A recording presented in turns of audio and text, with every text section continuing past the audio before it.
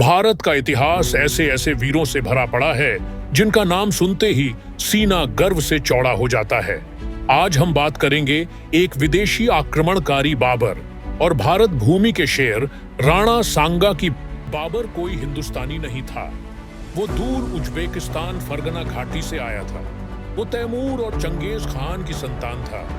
काबुल में बैठा और सोचा, भारत की धरती बहुत उपजाऊ है, यहाँ चलकर राज किया जाए। तब दिल्ली में इब्राहिम लोदी की सल्तनत थी, लेकिन अंदर से कमजोर।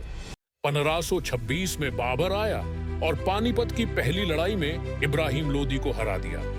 अब बाबर को लगा, भारत मेरी मुट्ठी में आ चुका है।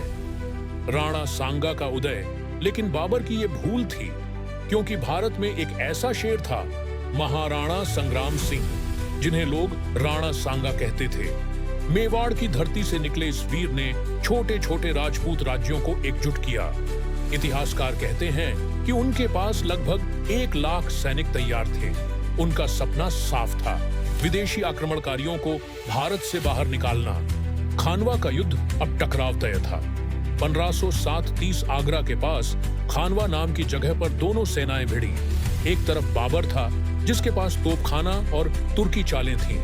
दूसरी तरफ राणा सांगा थे, जिनके पास राजपूतों की वीरता और बलिदान था। युद्ध शुरू हुआ। राजपूत योद्धा दुश्मन पर टूट पड़े, जैसे शेर अपने शिकार पर झपटता है। लेकिन बाबर की तोपों की गड़गड़ाहट ने युद्ध का रुख बदल दिया। राणा सांगा घायल हुए, सेना बिखर गई। राजपूत हार गए, लेकिन उनकी बहादुरी आज भी याद की जाती है।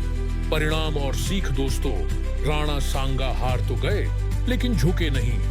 उन्होंने कसम खाई थी बाबर को दोबारा हराने की, लेकिन किस्मत को कुछ और ही मंजूर था और वे युद्ध की तैयारी करते करते स्वर्ग सिधार गए। आज भी लोग उन्हें याद करते हैं, क्योंकि बाबर भले ही जीता, पर राणा सांगा ने भारतवासियों को विदेशी आक्रमण के खिलाफ एकजुट होने का रास्ता दिखाया।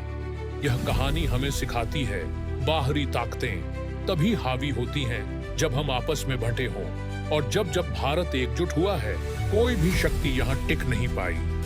भाइयों बहनों, सोचिए, अगर राणा सांगा जीत गए होते तो आज भारत का इतिहास कितना अलग होता।